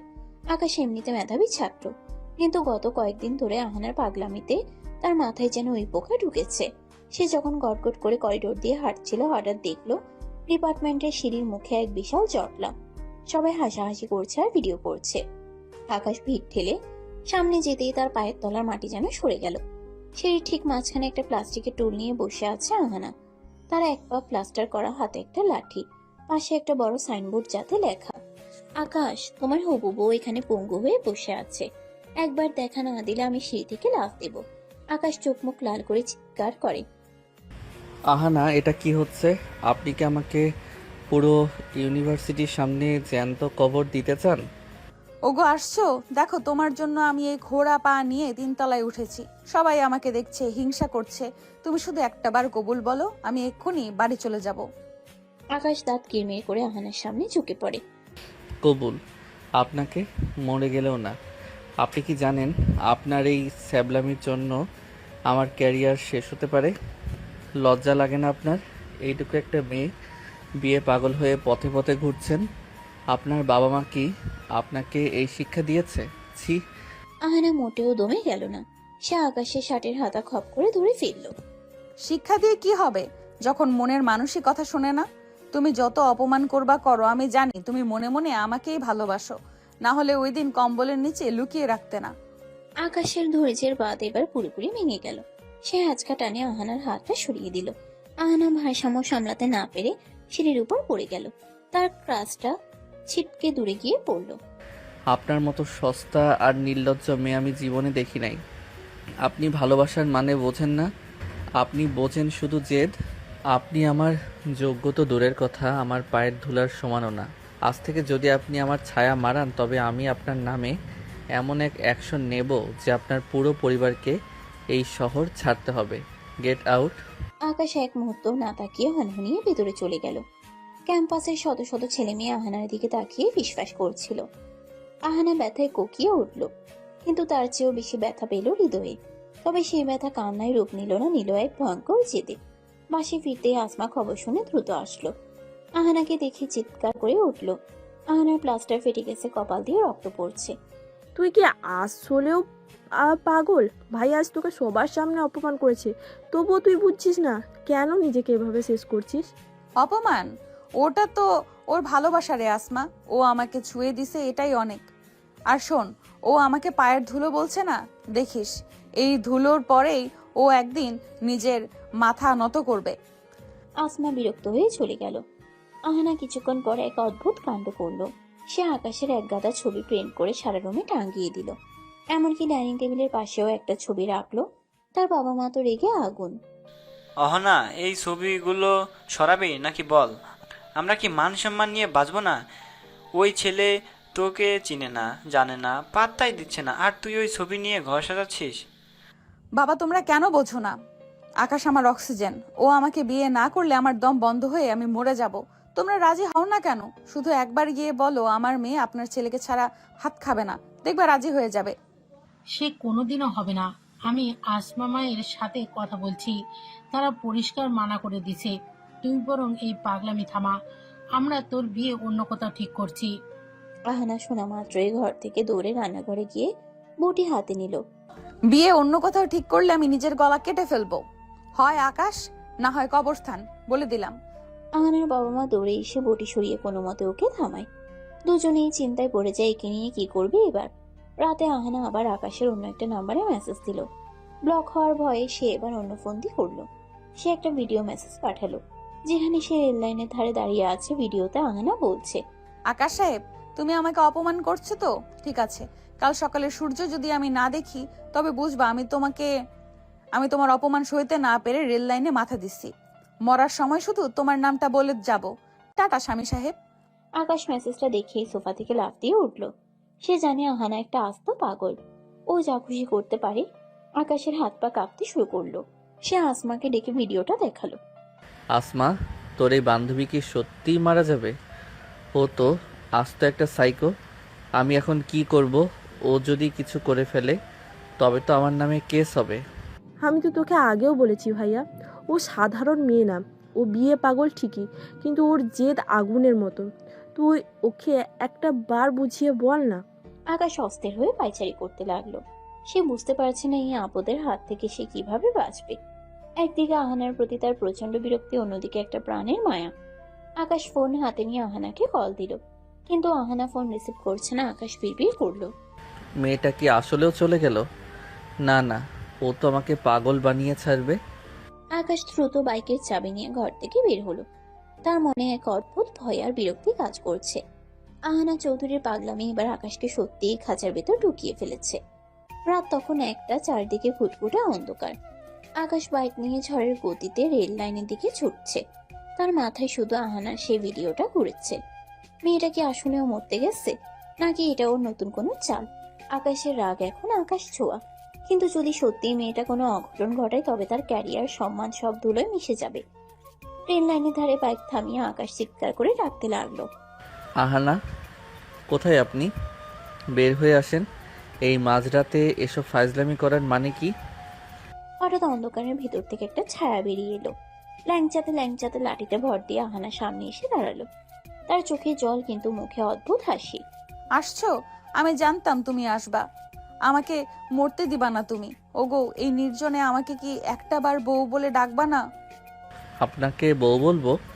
আপনার কি মাথা খারাপ হয়েছে? আপনার এই সস্তা নাটকের জন্য আমি মাঝরাতে ঘর থেকে বের হতে বাধ্য হয়েছি। আপনি কি জানেন আপনার জন্য আমার ঘৃণা দিন দিন বাড়ছে? আপনি মরতে চান, মরেন, আমি দাঁড়িয়ে দেখব। কিন্তু এভাবে আমাকে ব্ল্যাকমেইল করার সাহস আর কোনো দিন দেখাবেন না। আহানা আকাশের বুকের উপর মাথা রাখতে চাইলো, কিন্তু আকাশ তাকে সজোরে ধাক্কা দিয়ে সরিয়ে দিল। আহানা পাথরের উপর পড়ে গিয়ে কুকিয়ে উঠল। আকাশ ঘৃণা ভরা চোখে তাকালো। আপনি একটা জঘন্য মেয়ে। ভালোবাসার নামে আপনি সার্কাস করছেন। আজ যদি আপনার কিছু হতো, পুলিশ আমাকে ধরতো, এটাই তো আপনি চেয়েছিলেন। আজ থেকে আমার কাছে আপনার কোনো অস্তিত্ব নেই। আপনি বাঁচলেন না মরলেন তাতে আমার কিচ্ছু যায় আসে না। আকাশ এক মুহূর্ত না দাঁড়িয়ে বাইক স্টার্ট দিয়ে চলে গেল। আহানা অন্ধকারের মাঝে পাথরের উপর বসে রইল। তার কপাল কেটে রক্ত পড়ছে, কিন্তু সে হাসছে। সে বিড়বিড় করলো, তুমি আসছো আকাশ, এটাই আমার জয়। ঘৃণা করছো তো করো, ঘৃণা থেকেই ভালোবাসার জন্ম হয়। পরদিন আহানা আরো এক কাটি উপরে গেল। সে তার ভাঙা পা নিয়েই কলেজে গেল। তবে এবার তার সাথে ছিল 4-5 জন ছোট ক্লাসের ছেলে মেয়ে। তারা সবাই হাতে প্লে কার্ড নিয়ে আকাশের ডিপার্টমেন্টের সামনে দাঁড়িয়ে পড়ল। আহানা আকাশের ক্লাসের দরজায় একটা বড় স্টিকার লাগিয়ে দিল, এই রুমের ভেতর আমার হবু স্বামী ক্লাস করছে, ডিস্টার্ব করবেন না, সৌজন্যে আহানা চৌধুরী। আকাশ যখন ক্লাস থেকে বের হলো তখন পুরো করিডোরে হাসির রোল। তার বন্ধুরা তাকে নিয়ে টিটকারি মারছে। আকাশ স্তম্ভিত হয়ে দরজার দিকে তাকালো। তার সম্মানের দেয়াল যেন ভেঙে চুরমার হয়ে যাচ্ছে। সে দেখলো আহানা দূরে দাঁড়িয়ে তাকে দেখে ফ্লাইং কিস দিচ্ছে। আপনি কি চান আমি আজই এই শহর ছেড়ে চলে যাই? আপনি কি চান আমি পড়াশোনা ছেড়ে দেই? আপনার এই পাগলামিতে আমি মানুষের কাছে হাসির পাত্র হচ্ছি। আপনার কি বিন্দুমাত্র কাণ্ডজ্ঞান নেই? কেন? আমি তো সবার কাছে আমাদের সম্পর্কের কথা জাহির করেছি। আকাশ, তুমি আমাকে যত অপমান করবে আমি তত বেশি তোমার নাম জপবো। তুমি আমাকে পিচ্চি বলো না, এই পিচ্চি মেয়েটাই একদিন তোমার ঘরের চাবি হাতে নিয়ে ঘুরবে। কোনো দিন না। আমি প্রিন্সিপাল স্যারের কাছে যাচ্ছি আপনার নামে নালিশ করতে। আপনাকে কলেজ থেকে রাস্ট্রিকেট না করা পর্যন্ত আমার শান্তি নেই। আপনি একটা বিষ আহানা। আপনি আমার জীবনের সবচেয়ে বড় অভিশাপ। আকাশ রাগে গটগট করে প্রিন্সিপালের রুমের দিকে হাঁটা দিল। আহানা তবুও পিছু ছাড়লো না। সে লাঠিতে ভর দিয়ে চিৎকার করে বলতে লাগলো, পুলিশ ডাকো, প্রিন্সিপাল ডাকো, সবাইকে দাওয়াত দাও আমাদের বিয়েতে। আমি কিন্তু বেনারসি কিনেই রাখছি। বিকেলে আসমা আহানাদের পাশে এলো। সে দেখলো আহানার বাবা আহানাকে মারার জন্য লাঠি হাতে তাড়া করছেন। আহানা ঘরের কোণে লুকিয়ে আছে। আজ তোকে আমি মেরেই ফেলবো। ওই ছেলের কলেজে গিয়ে তুই এসব কি করছিস? আমাদের কি সমাজে মুখ দেখানোর জায়গা রাখবি না? মুখ দেখানোর দরকার কি? আমি তো ঘোমটা দিয়ে ও বাড়িতে চলে যাব। তোমরা কেন বুঝছো না? আকাশ আমার নসিব। আসমা আহানার রুমে গিয়ে তাকে জড়িয়ে ধরে কাঁদতে শুরু করলো। আহানা, তুই থামবি প্লিজ? ভাইয়া আজ বাসায় এসে পাগলের মতো নিজের বইপত্র সব ছিঁড়ে ফেলেছে। ও বলেছে ও আর বাঁচতে চায় না তোর যন্ত্রণায়। ও আজ বিকেলে ওর এক বন্ধুর বাসায় চলে গিয়েছে, ফিরবে না আর। তুই কি সত্যি ওর জীবনটা ধ্বংস করবি? ও বাসা ছেড়ে চলে গেছে কেন? ও কি আমাকে ভয় পায়? ভয় না আহানা, ও তোকে ঘৃণা করে। ও তোর ছায়াও দেখতে চায় না। তুই ওকে পাত্তাই দিচ্ছিস না। তোর এই একতরফা জেদ আমাদের দুই পরিবারকে শেষ করে দিচ্ছে। আব্বু আজ তোর বাবার সাথে ফোনে যা তা ব্যবহার করেছে। তুই কি এটাই চেয়েছিলি? আহানা কিছুক্ষণ চুপ করে থাকলো। তার চোখে প্রথমবারের মতো বিষণ্ণতা দেখা দিল, কিন্তু সেটা সেকেন্ডের জন্য। সে আসমার হাত ধরে বলল, ও যেখানেই যাক, আকাশ তো আর আকাশ ছেড়ে পালাতে পারবে না। আমি ঠিক খুঁজে বের করব। ও তো দূরে যাবে, আমাদের দূরত্ব তত কমবে। ও যত দূরে যাবে আমাদের দূরত্ব তত কমবে। তুই শুধু আমাকে ওর ঠিকানাটা দে। আসমা আহানার হাত ছটকা দিয়ে সরিয়ে দিল। তুই একটা সাইকো আহানা, তুই সুস্থ না। আমি আজ থেকে তোর সাথে সব সম্পর্ক শেষ করলাম। তুই আমার ভাইয়ের শত্রু, তুই আমারও শত্রু। আসমা ঘর থেকে বেরিয়ে গেল। আহানা একা রুমে বসে আকাশের একটা ছবির দিকে তাকিয়ে রইল। সে হাসলো, তবে সেই হাসিতে মায়া নেই, আছে এক ভয়ঙ্কর জেদ। সে আকাশের ছবির কপালে একটা আঙ্গুল দিয়ে দাগ কেটে বলল, পালিয়ে বাঁচবো আকাশ সাহেব? এই অহনা চৌধুরীর নজর থেকে পালানোর মতো গর্ত এই দুনিয়ায় নাই। কাল দেখা হচ্ছে তোমার বন্ধুর বাসায়। আকাশ তার বন্ধু সজলের বাসায় আশ্রয় নিয়েছে। সে ভেবেছিল এখানে অন্তত ওই বিয়ে পাগল আপদটার হাত থেকে রক্ষা পাবে। কিন্তু সে জানতো না আহানা চাইলে গোয়েন্দা সংস্থার চেয়েও দ্রুত খবর বের করতে পারে। সে আসমার ফোন থেকে সজলের ঠিকানাটা চুপি চুপি কপি করে নিয়েছিল। রাত তখন 8টা। আকাশ আর সজল ড্রয়িং রুমে বসে কফি খাচ্ছিল। হঠাৎ কলিং বেল বেজে উঠল। সজল দরজা খুলতেই দেখলো এক হাতে ক্রাচ, অন্য হাতে একটা টিফিন ক্যারিয়ার নিয়ে এক তরুণী দাঁড়িয়ে আছে। কপালে ঘাম, কিন্তু চোখে এক অদ্ভুত বিজয়ের হাসি। কিরে সজল ভাই, তোমার বন্ধুকে আমার হাত থেকে লুকাতে পারলা না তো? ওগো স্বামী সাহেব, তুমি কি ভেবেছিলে সজলের ব্যাচেলর রুমে আমি আসতে পারবো না? এই দেখো তোমার জন্য গরম গরম তেহারি নিয়ে আসছি। আকাশের হাতের কফির কাপটা কেঁপে উঠল। সে রাগে সোফা থেকে উঠে দাঁড়ালো। তার ফর্সা মুখটা অপমানে আর রাগে টকটকে লাল হয়ে গেছে। আপনি কি মানুষ নাকি অন্য কিছু? আপনার কি কোনো আত্মসম্মান নেই? আমি বাসা ছেড়ে বন্ধুর বাড়িতে আসলাম শান্তি পেতে, আর আপনি ল্যাংচাতে ল্যাংচাতে এখানেও হাজির হলেন। আপনি কি চান আমি বিষ খেয়ে মরে যাই? বিষ খাবা কেন? তেহারি খাও। আর শোনো, তুমি যেখানেই যাও আমি সেখানেই ল্যাংচাতে ল্যাংচাতে পৌঁছে যাব। তুমি মাস্টার্স পাশ করছো তো কি হয়েছে? আমি ফার্স্ট ইয়ারে পড়লেও প্রেমের পিএইচডি করে ফেলেছি। সজল, এই মেয়েটাকে এখনই ঘাড় ধরে বের করে দে, না হলে আমি আজই ছাদ থেকে লাফ দেব। আমি আর নিতে পারছি না। ও একটা বিষাক্ত লতা যে আমাকে শ্বাসরোধ করে মারতে চায়। এই সজল ভাই, খবরদার আমাকে ধরবেন না। আমি আপনাদের হবু ভাবি। আকাশ, তুমি আমাকে যতই ছোট করো না কেন, আমি তোমার ছায়ার মতো লেগে থাকবো। তুমি কাল থেকে আবার বাসায় ফিরবা, না হলে আমি এখানেই অনশন শুরু করব। আকাশ আর সহ্য করতে পারলো না। সে আহানাকে একরকম টেনে হিঁচড়ে সজলের বাসা থেকে বের করে লিফটের সামনে নিয়ে এলো। আহানা ক্রাচে ভর দিয়ে কোনো মতে দাঁড়িয়েছিল। আপনার মতো সস্তা মেয়ে আমি আমার জীবনে দেখি নাই। আপনার বাবা মা কি আপনাকে এই শিখিয়েছে যে রাস্তায় রাস্তায় ঘুরে একটা ছেলেকে ব্ল্যাকমেল করতে হয়? আপনার মতো মেয়েকে যদি আমি বিয়ে করি তবে আমার বংশের ইজ্জত ধুলোয় মিশে যাবে। আপনি একটা ডাস্টবিনের আবর্জনা যে আমি দুপায়ে মারিয়ে চলে যেতে চাই। ঘৃণা করি আপনাকে আহানা, ঘৃণা করি। আকাশ লিফটের বোতাম টিপে গটগট করে ভেতরে ঢুকে গেল। আহানা করিডোরে একা দাঁড়িয়ে রইল। আকাশের আবর্জনার শব্দটা তার কানে তীরের মতো বিঁধল, কিন্তু তার জেদ কমলো না। সে মুচকি হেসে বিড়বিড় করলো, আবর্জনা থেকেই তো সার হয় আকাশ সাহেব। তোমার জীবনের মরুভূমিতে আমি ফুল ফুটাবো, দেখে নিও। আহানা বাসায় ফিরে নতুন নাটক শুরু করলো। সে জানে আকাশ তাকে কোনোভাবেই মানবে না, তাই তাকে কাবু করতে হলে বড় কোনো ইমোশনাল ড্রামা দরকার। সে তার পড়ার টেবিলের ড্রয়ার থেকে এক গাদা ভিটামিন সি এর লাল ট্যাবলেট বের করলো। সেগুলোর খোসা ছাড়িয়ে সে গ্লাসে রাখলো। মা ঘরে ঢুকতে আহানা গ্লাসের পানিটা মুখে দিয়ে ওটা খাওয়ার ভান করলো। মা, আকাশ আমাকে আবর্জনা বলেছে। আমি আর বাঁচবো না। আমি এক গাদা ঘুমের ওষুধ খেয়ে ফেললাম।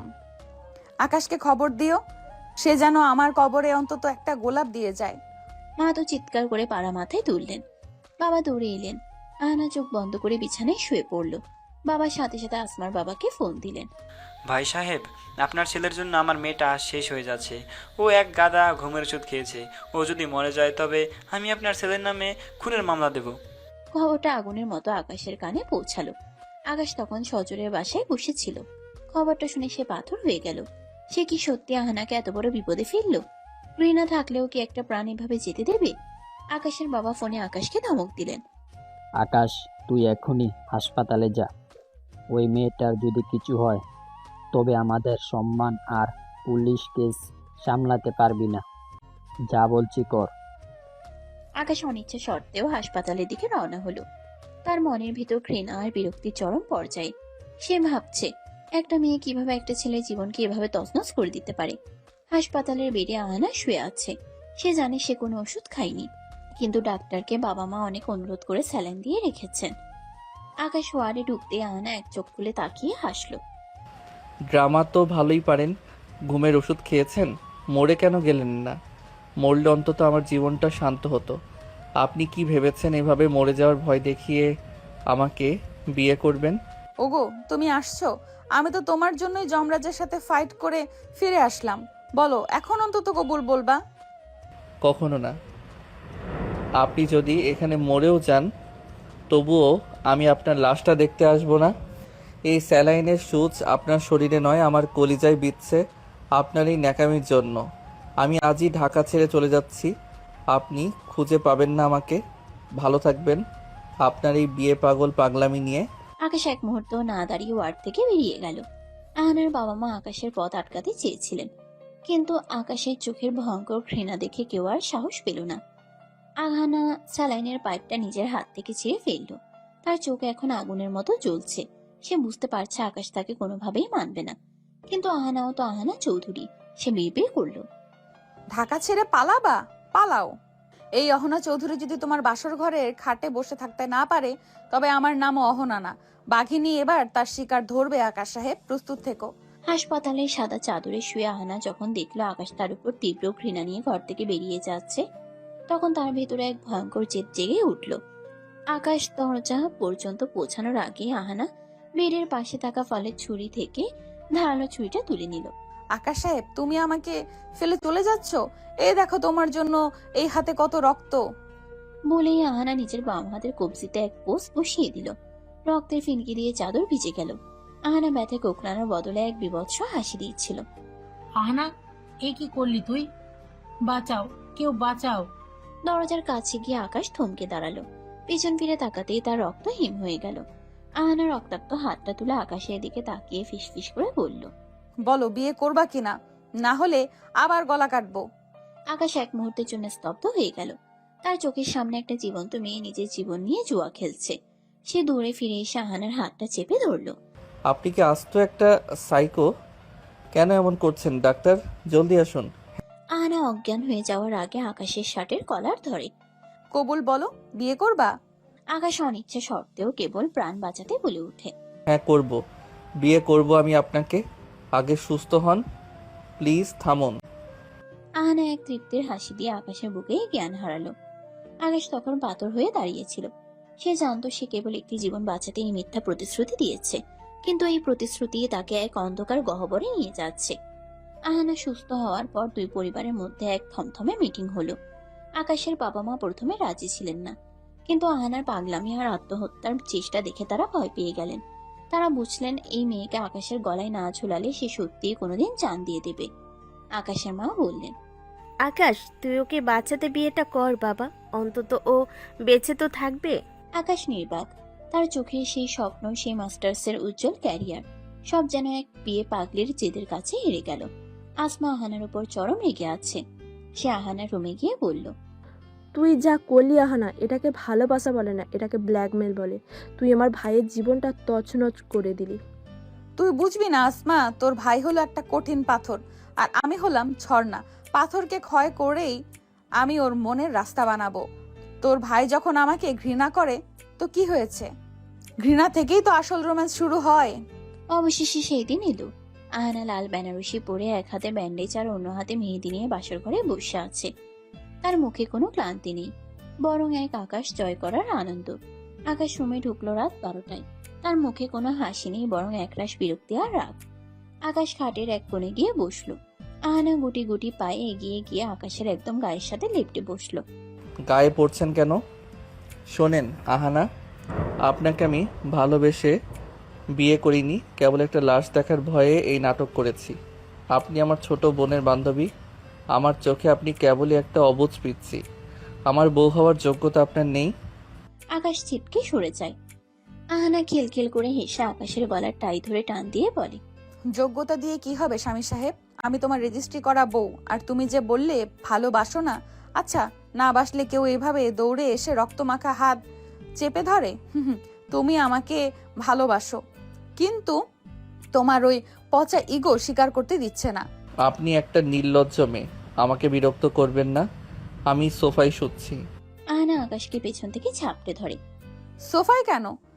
আমার এই ছোট্ট করা খাটে কি তোমার জায়গা হবে না? শোনো আকাশ, তুমি যত দূর পালাবা আমি তত শক্ত করে তোমাকে জড়িয়ে ধরবো। আহানা জোর করে আকাশের চিবুক ধরে একটা চুমু খাওয়ার চেষ্টা করলো। আকাশ লজ্জায় আর রাগে চাচাতেও পারছে না, কারণ বাইরে আব্বু আম্মু আছে। আকাশ তো হস্তাদস্তি করে। ছাড়ুন আমাকে, এটা কি ধরনের ছ্যাঁচড়ামি? আপনি কি জোরাজোরি করে ভালোবাসা পেতে চান? জোরাজোরি না সাহেব, আদর। ভালো তো তুমি বাসবেই, তোমার বাপও বাসবে। কি বললেন? আমার বাপ মানে? আপনি আমার বাবাকে নিয়ে কথা বলছেন? আরে না, ওটা তো কথার কথা। মানে তোমার ইগো বা তোমার বংশের সবাই আমাকে ভালোবাসতে বাধ্য হবে। দেখো আকাশ, তোমার এই রাগী চাউনিটা এখন আমার বড্ড প্রিয়। তুমি যত রাগবা আমি তোমাকে তত বেশি চুমু খাবো। আহানা এবার জোর করে আকাশের কোলের উপর বসে পড়ল। আকাশ দু হাতে তাকে সরানোর চেষ্টা করছে, কিন্তু আহানা যেন আঠার মতো লেগে আছে। ওগো, বাসর রাতে কেউ এমন রাগ করে? একটু রোম্যান্স করো না। আমার হাতের ব্যান্ডেজটা দেখো, তোমার জন্য কাটা। এবার একটু আদর করে দাও। আকাশ অসহায়ের মতো নিজের কপালে হাত দিয়ে বসে রইল। সে বুঝতে পারছে এই বিয়ে পাগলিনীর হাত থেকে তার নিস্তার নেই। আহানা তখন আকাশের শার্টের বোতাম নিয়ে খেলছে আর হাসছে।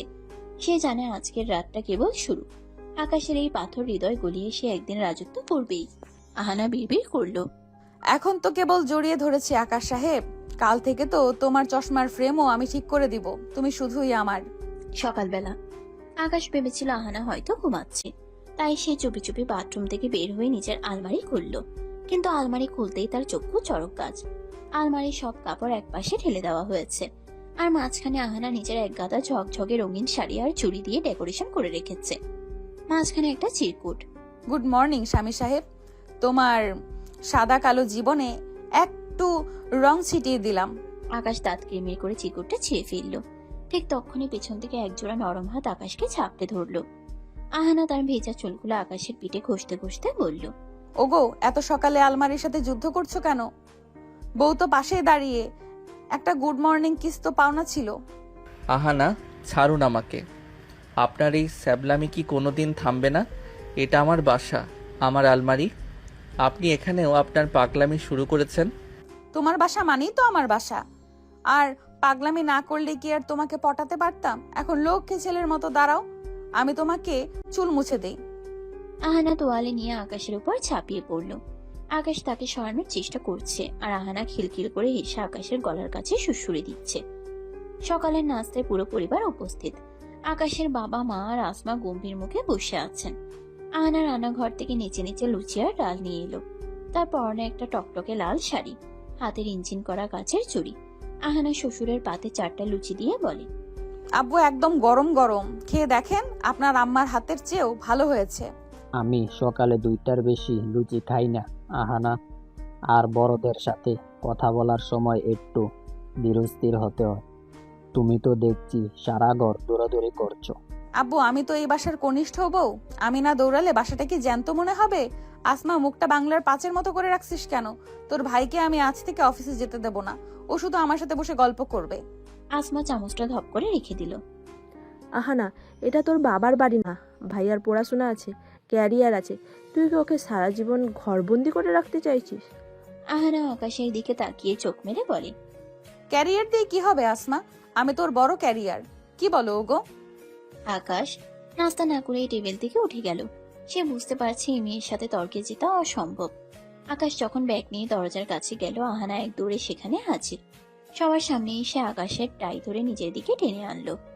আহানা, আব্বু আম্মু দাঁড়িয়ে আছে, ছাড়ুন। আহানা সবার সামনে আকাশের কপালে একটা শব্দ করে চুমু দিয়ে বলে, অফিস থেকে ফেরার সময় আমার জন্য 1 প্যাকেট নীল চুড়ি আর ডজন খানেক চকলেট নিয়ে আসবা, না আনলে কিন্তু আমি তোমার অফিসের নিচে গিয়ে অনশন শুরু করব। আকাশ লজ্জায় আর অপমানে মাথা নিচু করে বাসা থেকে বেরিয়ে গেল। পেছনে আসমা আর তার মার আগে গজগজ করতে লাগলেন। তাদের আদরের শান্ত ছেলেটাকে এই মেয়েটা যেন পুরো ভেড়া বানিয়ে ছাড়ছে। আকাশ অফিসে বসে একটা সিরিয়াস মিটিং করছিল। হঠাৎ তার ফোনে একটা ভিডিও কল এলো, আহানার কল। আকাশ রিসিভ করতেই দেখলো আহানা বাথটাবে বসে আছে, কিন্তু সে চুলে শ্যাম্পু মাখছে আর গান গাইছে। ওগো, দেখো তো শ্যাম্পুটাকে তোমার পছন্দ? তুমি না থাকলে আমার গোসল করতেও মনে চায় না। তাড়াতাড়ি বাসায় আসো, আমার পিঠে সাবান মেখে দিবা। এই মেয়ে তো আসলেও একটা সাইকো। মিটিংয়ের মধ্যে এসব কি? আকাশ দ্রুত ফোন কেটে দেয়। আকাশের কলিগরা মুচকে হাসছে। আকাশের মনে হচ্ছে সে মাটির নিচে ঢুকে যায়। বিকালে আকাশ পাশে ফিরতেই দেখলো ড্রয়িং রুম অন্ধকার, শুধু কয়েকটা মোমবাতি জ্বলছে। আহানা একটা শর্ট ফ্রক পরে বসে আছে। আকাশকে দেখা মাত্রই সে সোফা থেকে লাফ দিয়ে আকাশের কোলে চড়ে বসলো। আকাশ ভারসাম্য সামলাতে গিয়ে বলে, ওরে বাবারে, নামুন আহানা, হাড়গোড় ভেঙে দেবেন তো। আহানা আকাশের গলা জড়িয়ে ধরে। তুমি না আমাকে পিচ্চি বলো? দেখো পিচ্চি বউ তোমার কোলে কত সুন্দর করে মানাইছে। না বললে আমি তোমার ল্যাপটপ নিয়ে ড্রেনে ফেলে দেব। আপনি কি কোনোদিন সুস্থ হবেন না? আমি সারাদিন কাজ করে আসছি আর আপনি রোমান্স করার জন্য অস্থির হয়ে আছেন। শোনো সাহেব, বাঘিনী যখন শিকার ধরে তখন সে শিকারের সেবাও করে। তুমি আমার জান, আমার প্রাণ। এখন চলো একটু সাজুগুজু করিয়ে দেই তোমাকে। আহানা জোর করে আকাশকে রুমে নিয়ে গেল। সেখানে সে আকাশকে বিছানায় ফেলে দিয়ে জোর করে ফেসিয়াল করাতে শুরু করলো। আকাশ হাত পা ছুটছে, কিন্তু আহানা তার উপর চড়ে বসে গালের মধ্যে ক্রিম মাখিয়ে দিচ্ছে। একদম নড়বা না, তোমাকে আমি রাজপুত্রের মতো সুন্দর করে বানাবো, যাতে রাস্তার মেয়েরা জ্বলে পুড়ে মরে। আকাশ বুঝতে পারলো আহানা চৌধুরীর এই অস্থির ভালোবাসা আর বেহায়া রোমান্সে এখন তার নিয়তি। সে যতই বিরক্ত হোক, আহানার এই চঞ্চলতা আর মায়াবী জেদ তাকে ধীরে ধীরে এক অদ্ভুত আকর্ষণে বেঁধে ফেলছে, যা সে নিজেও এখনো স্বীকার করতে পারছে না। আহানা আকাশের কানে কামড় দিয়ে ফিসফিস করে বলল, ভালো তো তোমায় বাসতেই হবে আকাশ সাহেব, পালিয়ে যাবা কোথায়? রাত তখন গভীর, সারা বাড়ি নিস্তব্ধ। আকাশ ঘুমানোর চেষ্টা করছে, খাটের একদম শেষ প্রান্তে গিয়ে, যেন আহানার শরীরের একটু স্পর্শও তাকে না লাগে। তার মনে এখনো সেই ঘৃণা আর বিরক্তি। সে ভাবছে, একটা মেয়ে কতটা নিচে নামলে এভাবে একটা ছেলেকে বাধ্য করতে পারে বিয়ে করতে। হঠাৎ সে অনুভব করলো এক জোড়া তপ্ত হাত তার খালি পিঠে সর্পিল গতিতে বিচরণ করছে। আহানা তার পাতলা সুতির শাড়িটা সরিয়ে আকাশের একদম গায়ের সাথে মিশে এলো। তার ভেজা চুলের সুঘ্রাণ আর শরীরের রোম আকাশের স্নায়ু অবশ করে দিচ্ছে। আকাশ দাঁত কিরমির করে। আহানা, ওপাশে সরুন। আপনাকে বলেছি না আমাকে টাচ করবেন না। আমাদের মাঝে কোনো শারীরিক সম্পর্ক হবে না। আহানা আকাশের কানে কামড় দিয়ে ফিসফিস করে। কেন হবে না গো? আমি কি তোমার প্রতিবেশী যে দূরে থাকবো? আমি তোমার বউ, আর তুমি যত বারণ করবে আমি তত বেশি তোমার ওই শক্ত বুকটাতে মুখ লুকাতে ইচ্ছে করবে। আহানা এবার এক ঝটকে আকাশের উপর উঠে বসলো।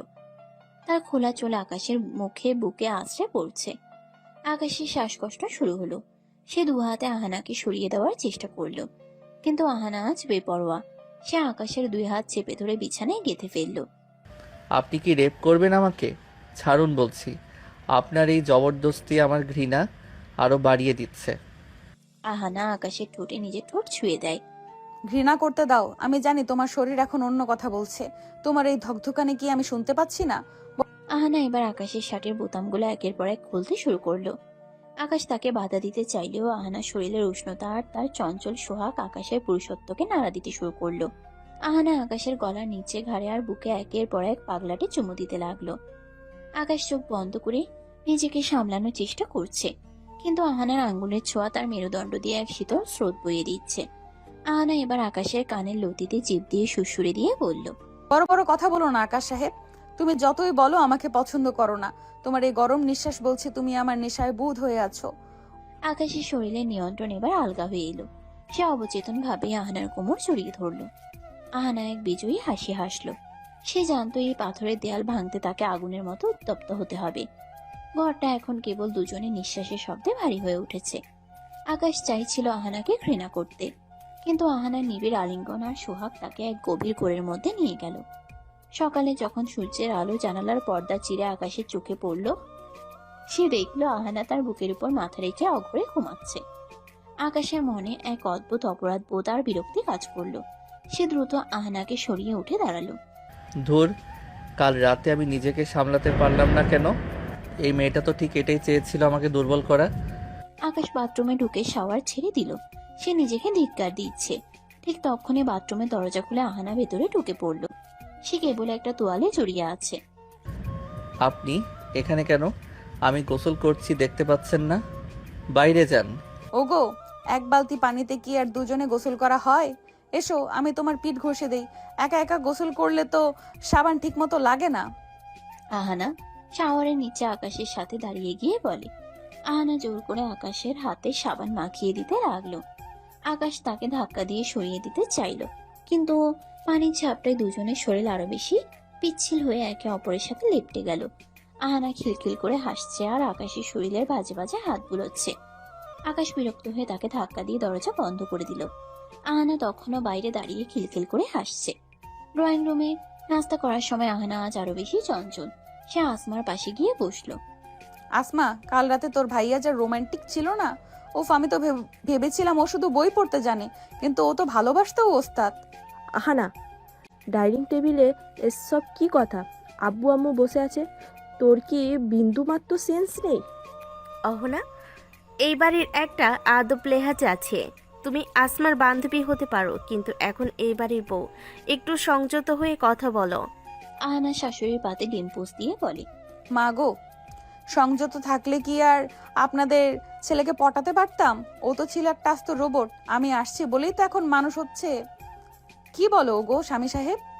আকাশ মুখ নিচু করে নাস্তা গিলছে। তার মনে হচ্ছে সে কোনো এক সার্কাসের মাঝখানে বসে আছে। সে দ্রুত খাওয়া শেষ করে উঠে দাঁড়ালো। আমি আজ লাইব্রেরিতে যাব, ফিরতে রাত হবে।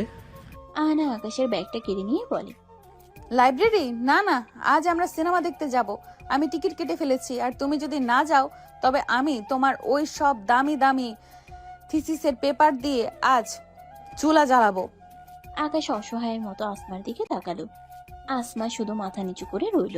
সে জানে আহানা যা বলে তা করেই ছাড়ে। বিকেলে আকাশকে জোর করে শপিং মলে নিয়ে গেল আহানা। সে আকাশকে দিয়ে জোর করে নিজের জন্য অন্তর্বাস কেনাতে চাইল। আহানা, এটা কি করছেন? লোকজন দেখছে। আমি এসব সেকশনে ঢুকবো না। আহানা আকাশের হাত ধরে টেনে নিয়ে বলে। কেন ঢুকবা না? তুমি না দেখলে আমি পরবো কার জন্য? এই যে লাল রংটা দেখো, এটা পরলে আমাকে কেমন লাগবে বলো তো? আকাশের কান মাথা গরম হয়ে গেল। সে দ্রুত শোরুম থেকে বের হয়ে এলো। আহানা পেছনে পেছনে হাসতে হাসতে এলো। সে আকাশের হাত জড়িয়ে ধরে বলল, তুমি না বড্ড লাজুক আকাশ সাহেব। রাতে তো খুব তেজ দেখালে, এখন কেন এত লজ্জা? আকাশ বুঝতে পারলো আহানা চৌধুরীর এই অস্থিরতা, এই বেহায়া ভালোবাসা আর চটপটে পাগলামি এখন তার প্রতিদিনের সঙ্গী। সে যতই নিজেকে সরিয়ে রাখতে চায়, আহানা ততই তাকে তার শরীরের আর মনের গভীরে টেনে নিয়ে যাচ্ছে। আকাশের সেই ঘৃণা ধীরে ধীরে এক অদ্ভুত অভ্যাসে পরিণত হচ্ছে, যা সে নিজেও অস্বীকার করতে পারছে না। আহানা আকাশের পকেটে হাত ঢুকিয়ে দিয়ে ফিসফিস করে বলল, আজ রাতে কিন্তু আমি নীল শাড়ি পরবো না, শুধু তোমার দেওয়া এই লাল উপহারটা পরবো। জলদি বাসায় চলো। আকাশ দীর্ঘশ্বাস ফেলে আকাশের দিকে তাকালো।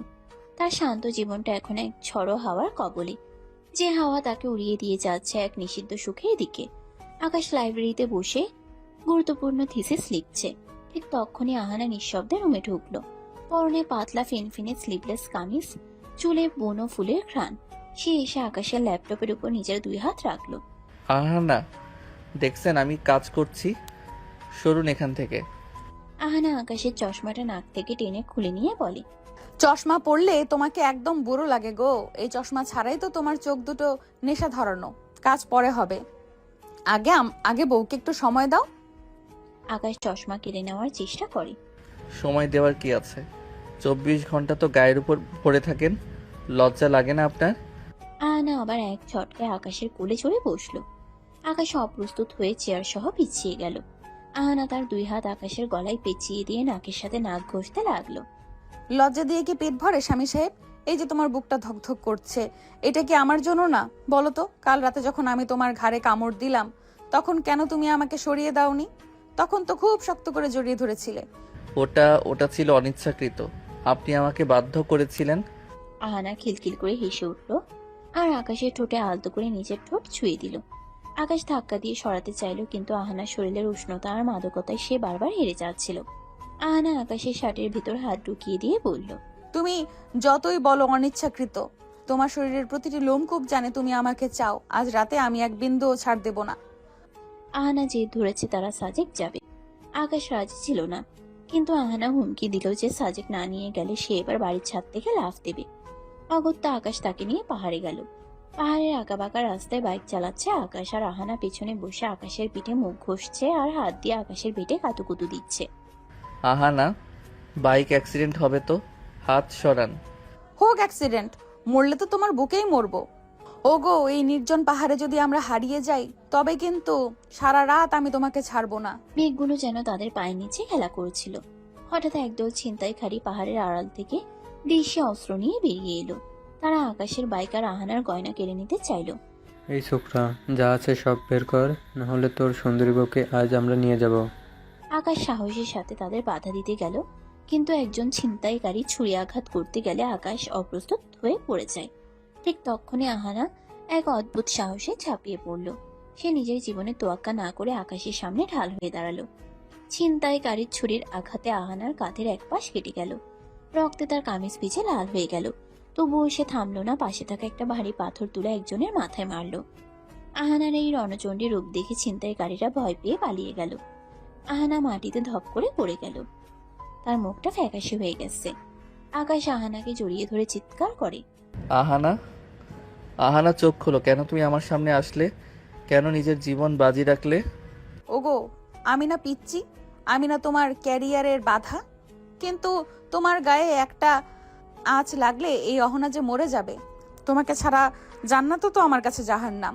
আকাশ আর দেরি না করে দ্রুত তাকে হাসপাতালে নেয়। হাসপাতালের বেডে আহানা শুয়ে আছে, তার কাঁধে বড় একটা ব্যান্ডেজ। আকাশ পাশে বসে আছে, তার চোখে আজ জল। সে গত কয়েক বছর ধরে যে মেয়েটাকে ঘৃণা করেছে, আজ বুঝতে পারলো সে মেয়েটাই তাকে পৃথিবীর সবচেয়ে খাঁটি ভালোবাসা দিয়ে আগলে রেখেছে। আহানা চোখ খুলতেই দেখলো আকাশ তার হাতটা শক্ত করে ধরে রেখেছে। ওগো স্বামী সাহেব, কাঁদছো কেন? আমি তো মরি নাই, এই দেখো এখনো তোমাকে জ্বালানোর মতো শক্তি আছে। আকাশ আহানার কপালে চুমু খেয়ে বলল, চুপ করুন, আর একটা কথা বলবেন না। আমি ভুল ছিলাম আহানা, আমি ভেবেছিলাম আপনি কেবল জেদ করছেন, কিন্তু আজ বুঝলাম আপনি আমাকে আমার চেয়েও বেশি ভালোবাসেন। আমি আপনার এই পাগল করা ভালোবাসার যোগ্যই না। আহানা আকাশের চোখের পানি মুছে দিল। যোগ্য অযোগ্য বুঝি না, আমি শুধু বুঝি আকাশ আমার, আর আকাশটা শুধু এই মেঘলা অহনার জন্যই। এখন কি অন্তত একবার মন থেকে বলবা যে তুমি আমাকে ভালোবাসো? আকাশ আহানাকে নিবিড়ভাবে জড়িয়ে ধরে। আমি তোমাকে অনেক ভালোবাসি আহানা। আমার এই সারা জীবনের একঘেয়েমি দূর করতে তোমার মতো একটা পাগলিরই দরকার ছিল। আমি হার মেনেছি তোমার ভালোবাসার কাছে। আহানা বিটয়ের হাসি হাসলো। সে জানতো এই দিনটা আসবেই। আকাশ এবার আর অনিচ্ছাই নয়, বরং পরম মমতায় আহানার ঠোঁটে নিজের ঠোঁট মেলালো। হাসপাতালের সেই কেবিনটা যেন এক নিমিষেই বাসর ঘরে পরিণত হলো। আহানা আকাশের বুকে মুখ লুকিয়ে ফিসফিস করে বলল, বলেছিলাম না আকাশ সাহেব, এই বিয়ে পাগলির প্রেমে তোমার বাপও পড়বে। এখন তো তুমি আমার কয়েদি হয়ে গেলে। আকাশ হাসতো। এই প্রথম তার হাসিটা ছিল প্রাণ খোলা। সে বুঝতে পারলো জীবনের সবচেয়ে সুন্দর পাগলামিটাই সে এতদিন দূরে সরিয়ে রেখেছিল। এখন থেকে এই আকাশ আর আহানা এক অবিচ্ছেদ্য সত্তা, যাদের ভালোবাসা কোনো নিয়ম বা যুক্তি মানে না। সমাপ্ত।